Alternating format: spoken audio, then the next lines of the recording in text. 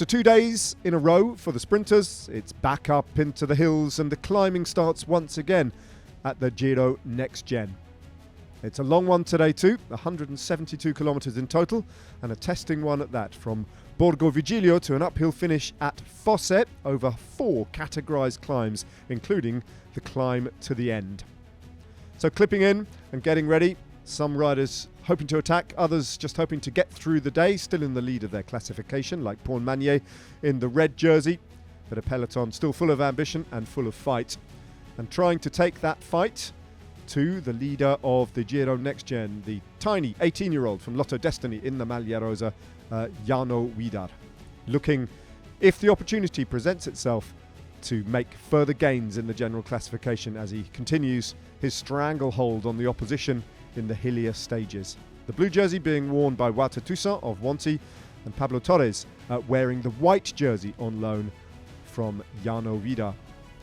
A cagey start then, before the breakaway of the day did get itself established, and it was a 6-rider move, including Andrea Raccagni-Noviero of Soudal Quickstep, but those riders with 15 kilometres to go were on a very tight leash indeed. Raccagni-Noviero decided to go solo just inside 15 kilometres, and Wanty Reus Technord, riding for Wouter Toussaint in the blue jersey, started to set the pace in the peloton.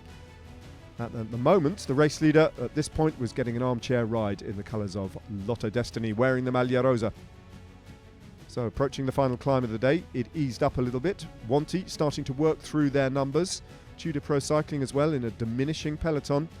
Still hadn't got to the man from Soudal Quickstep, the Italian, Raccagni-Noviero, but with 7.4 kilometres to go, they were right on the Italian as the pressure started to exert itself behind, and one by one, riders in this elite group started to drop. That was the moment that 2 Colombians attacked, William Colorado and Mauricio Zapata, working well together. That put Toussaint under pressure in the blue jersey, and he dropped away and would lose time by the end of the day. And still the Colombians, of whom Mauricio Zapata looked the strongest, holding on to a 7-second advantage over the team of Mathis Rondel, Tudor Pro Cycling, setting the pace on the front. Then came a counter-attack from the group of favourites. Visma Lease Bike's Darren van Beekum getting across to the front of the race and then going past the 2 Colombians and going clear, building up a lead of only 10 seconds though, with 4 kilometres to go, as the pace behind grew ever faster, and one by one riders started to drop away. 4 kilometres to go then, Van Beekum was caught by the group of favourites as Jarno Widar waited to launch his attack. And the first real attack of the day though didn't come from the man in the pink jersey. Instead, other riders just trying to put the pressure on, and it was the man in the white jersey, Pablo Torres, who decided that enough was enough and was imminently about to launch his attack as Cagimini was dropped in the white jersey. And then there were only 6 riders at the front of the race. Still, Widar just biding his time on the wheel of Mathis Rondel, waiting patiently. 1.1 kilometre to go. A group of just 5 riders now, looking to contest the stage victory. Pablo Torres then, the attack, the expected attack from the man in the white jersey came from UAE Team Emirates, and that was the trigger then for the pink jersey, with Pau Marti of the Israel team to go with him, and those 3 riders then, with 500 metres to go, were off the front. Shortly after that then, Jarno Widar decided he could take the attack to the line, drifted over to the left, opened up an advantage around the penultimate bend in the road, and when it kicked up again, the little Belgian turned the screw and started to ride away from the 2 other men.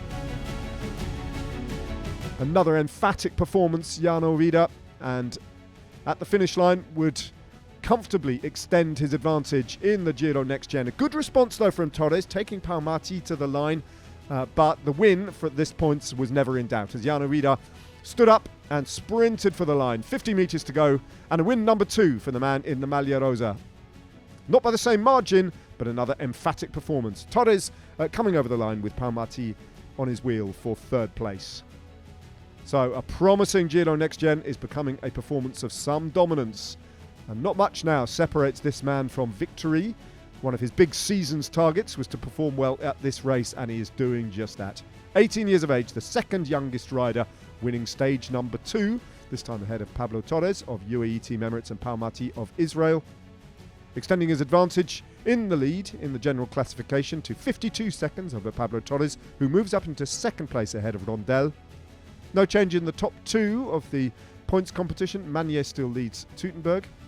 And in the blue jersey, well, he's piled on more points again, Jano Wieder. But Nespoli is just 1 point behind him now in second place.